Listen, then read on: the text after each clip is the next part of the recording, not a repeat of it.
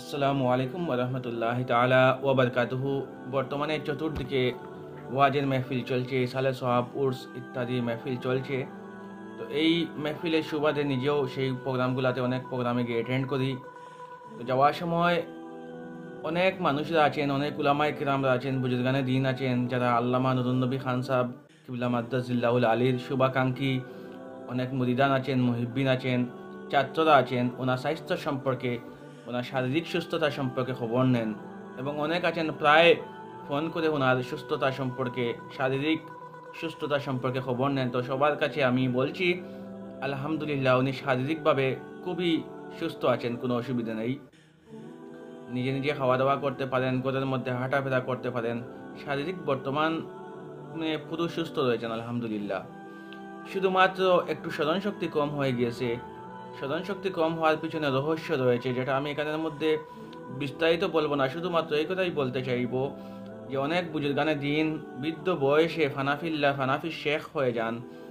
যে স্টেজে যাওয়ার পর ওনারা দুনিয়ার প্রতি অনেক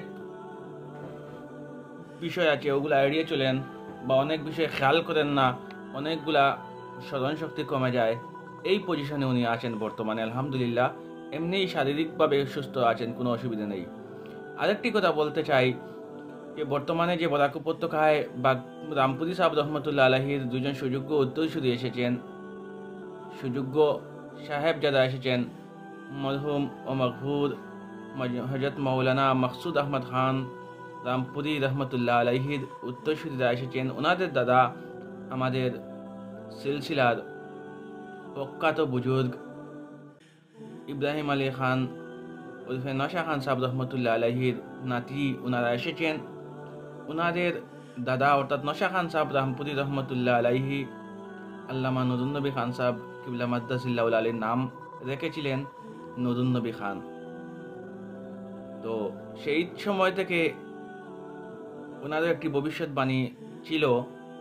আমি প্রথমেই বলছি, আমি যা উপস্থাপন ভিডিওর মাধ্যমে করতে চাচ্ছি না। যাই হোক, তো আল্লামা নুরুন্নবী খান সাহেব বর্তমানে যে অবস্থায় আছেন আলহামদুলিল্লাহ খুবই সুস্থ আছেন।